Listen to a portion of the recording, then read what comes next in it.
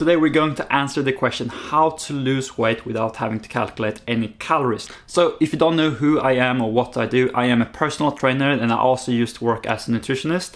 And these are the things that I have found work for myself in order for me to stay in shape and to lose fat without having to calculate calories. Let me tell you straight away, most people know exactly how to lose that weight. Most people understand the laws of thermodynamics, calories in versus calories out, yet they don't lose the weight.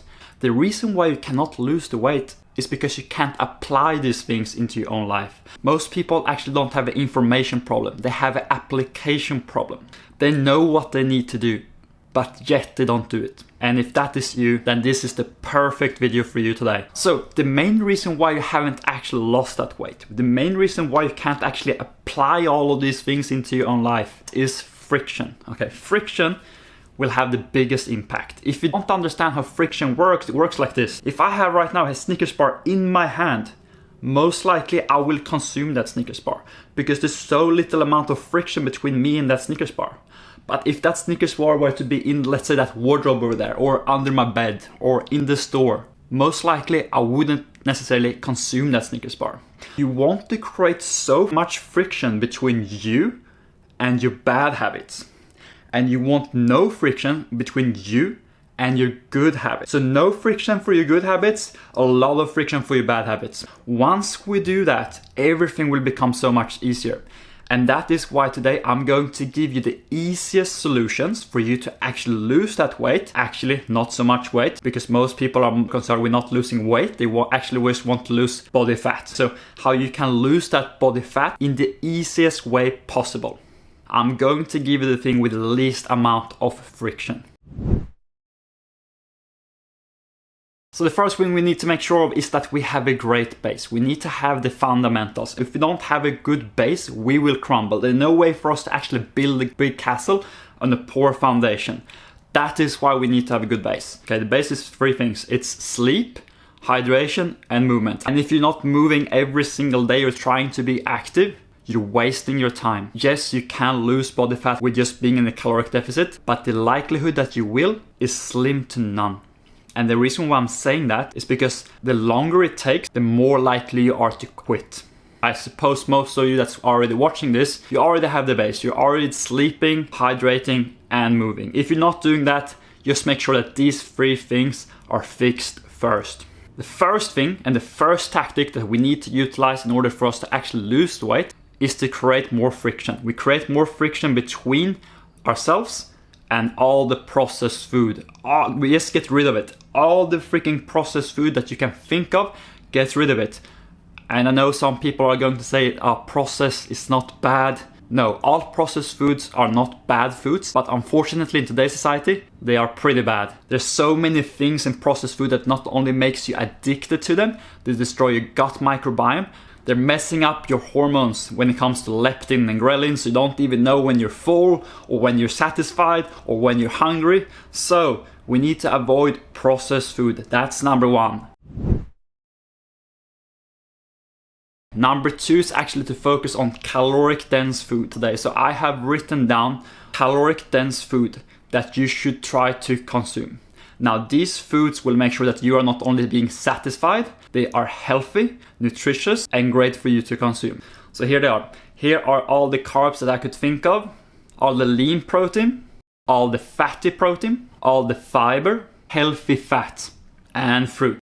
Now I know there's way more things on this list that you could consume, and just making sure that they're non-processed and you should be good as well. But these are the things that I'm consuming myself, and I find them to be very good for me, just not only for myself but also for my clients. So basically we're trying to eat real food every single day. If pasta is not growing on tree, don't eat it.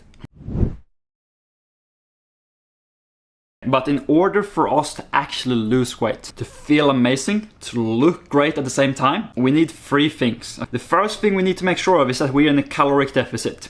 The second thing that we need to make sure of is that we're getting the right amount of macros. This is why you can see someone at 90 kilograms that look not so good, and why you can see someone else at 90 kilograms that looks amazing. Okay, macros will determine how you look, calories will just determine how much you weigh. That's it. Now, micronutrients will determine how you feel. We want to make sure that you're feeling amazing, you look amazing, and that you're losing weight at the same time. That is why I picked these foods right here today. So let me tell you straight away, the best plan that you can possibly have is a balanced plan. All plans will work.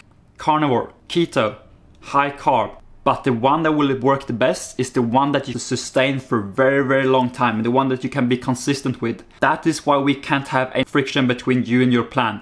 That is why I'm giving you today a balanced plan that you can stick to day in and day out.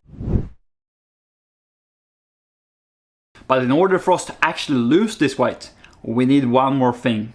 We need to have a way of controlling what we're putting on the plate. Because if we don't do that, we're just guessworking. Every single time we'll be guessworking how much food we're actually putting on the plate. The only thing we need to do this, we don't need a scale, we don't need anything except a hand and a cup. That's it. And once I teach you this, it will become so easy for you to actually lose the weight because we will use a form of portion control. However, if you're a female right now, you will do half of what I'm telling you right now. And it works like this. Every single meal, you will have 2 cups of carbohydrates. 2 cups of carbohydrates, that's it.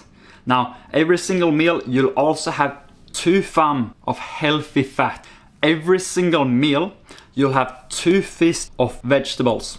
You'll have 1 palm size of lean meat. Now, if you want to eat fatty meat, which I love myself, I love fatty meat, then I get rid of my thumb of fat. And that way we can now control how much we're putting on the plate. And by doing that, we'll know how much to consume. Because if we're not losing 0.5 kilograms every single week, we'll just decrease a little bit.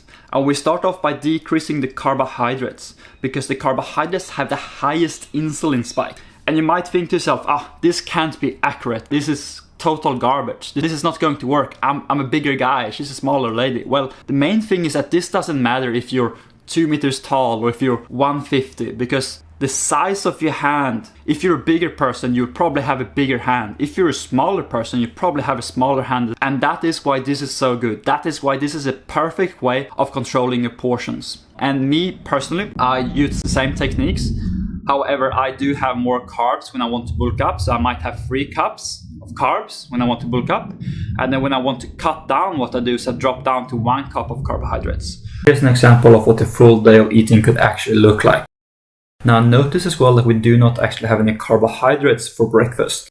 And if you're a person that works really well on carbohydrates, feel free to have them. But myself, I find that since I'm spiking my blood sugar levels, I'm not as productive as I could be on only fat and protein, because that will actually make me crave more things throughout the day. Notice as well that we also have a snack option. Now the snack option, intentionally, it's either fruit or protein. Protein will keep you very satiated.